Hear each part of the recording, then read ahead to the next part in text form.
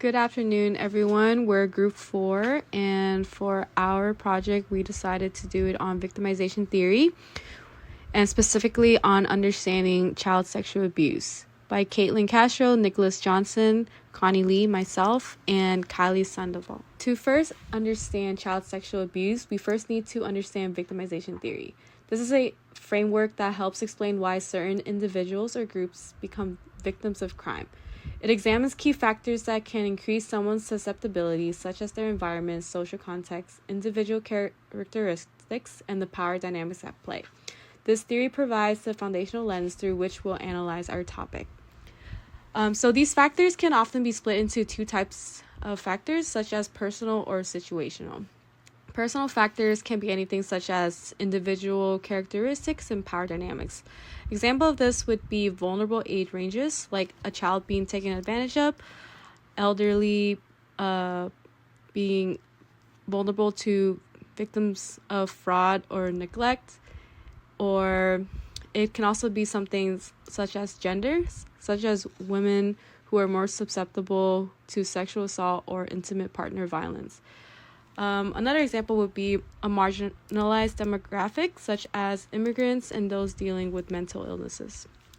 Situational factors can mean environmental and social context of the situation, like someone being in the wrong place at the wrong time, such as being in an isolated area with limited visibility or living in an area with high levels of crime. Definition and statistics. So let's begin by defining our subject.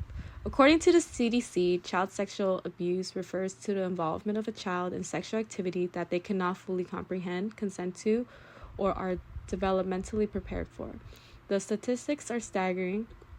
At least 1 in 4 girls and 1 in 20 boys in the U.S. experience it. Crucially, about 90% of perpetrators are someone known and trusted by the child. The impact is also economic, with a lifetime burden estimated at $9.3 billion in 2015 alone. And that was only about 10 years ago. These numbers underscore the pervasive and hidden nature of this crisis. Victimization theory and child sexual abuse. So now let's apply the victimization theory directly to child sexual abuse. The key factors we mentioned, such as environment, social context, and power dynamics, they're all central. The environment could be a school, a daycare, or even the child's own home. Social context involves trusted individuals like family, friends, or even care providers. Most critically, the power dynamic is always present, exploiting a child's vulnerability and lack of awareness. Understanding this interplay helps us see how these crimes occur, often in plain sight. The impact of victimization. The impact of child sexual abuse is profound and often creates a self-perpetuating cycle of the harm. There is a documented link between the CSA and obesity, as well as other coping mechanisms that lead to health risks, such as engaging in risky sexual behavior, which increases the risk of HIV, STDs, or STIs.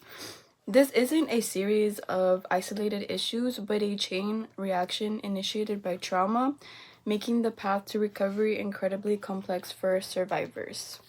Understanding the interconnectedness underscores why recovery for survivors is not simply about addressing one issue at a time, but about unraveling a deeply pattern of trauma responses and rebuilding a sense of safety, self-worth, and control.